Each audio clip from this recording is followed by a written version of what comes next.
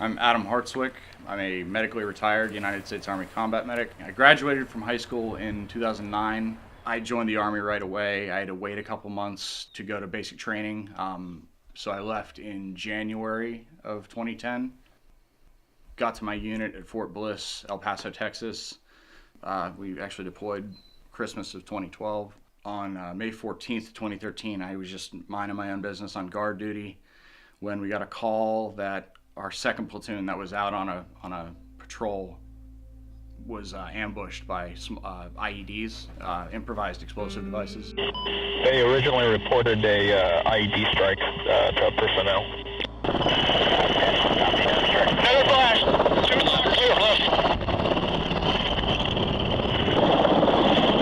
This is going to be really shitty for all of us. Grabbed my kit, grabbed my vest, and my weapon.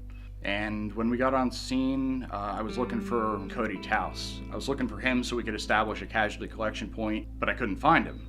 Nobody could tell me where he was until finally somebody came up to me and said, "Doc, Cody's gone." And, you know, gone.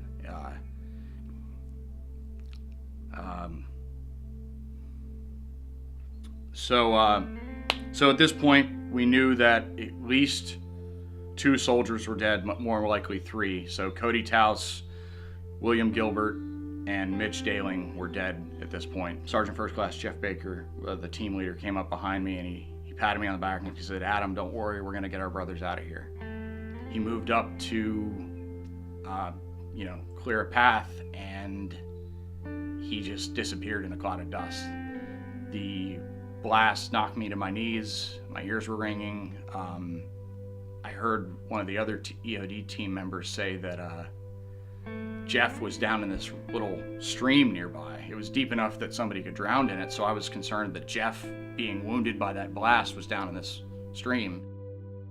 And then I went to go get Jeff, and during my trip down to get Jeff, I stepped on a device myself. I kept trying to stand up, and I kept trying to do a push-up, and I couldn't quite get up. And that's when I flipped over and I realized that my legs were gone. And then I started realizing that I was missing a finger as well. In that moment, I thought I was gonna die.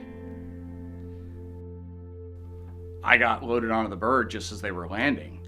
It was, a bunch of little coincidences added up to save my life that day. While I was on the chopper, you don't think about all that. It's just, I was focused on, please let me have my knees. I gotta hold on to my fingers so they can sew it on. And of course they couldn't. And then, you can probably imagine, my main concern as a young 21, 22-year-old male, do I still have, my, my boys?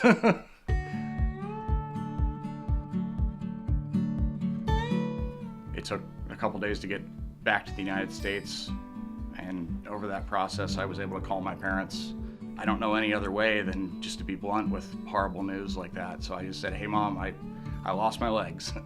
And she said, "Well, did they get you out of there?" And I was like, "Yes, Mom, of course they got me out of there." I've always been a smartass with my mom. That's what you're supposed to do as a son, One of the challenges I didn't even think about until I actually had a couple months to recover and then process it. I was talking to, a therapist and they suggested trying online dating. Sarah and I have been together for almost 4 years now, and there's plans for a future with her. Being with her and having one of my best friends in her, has made my life so much better, and I can always count on her for whatever. You're going to have bad days, right? Like, whether you're going to school every day at Penn State, or whether you're in combat, or whether you've just lost your legs, or whatever, you're gonna have bad days. If you're going through a rough patch, you need to learn how to cry. Like I said, I cannot stress this enough, learn how to joke. It's hard to be sad or scared when you have a smile on your face, right? No matter what, keep going. Keep going through your pain. You will get better. Time heals all wounds. And if you have a good support network of friends, family, just people that love you and care about you, you will make it through it. You just have to keep going.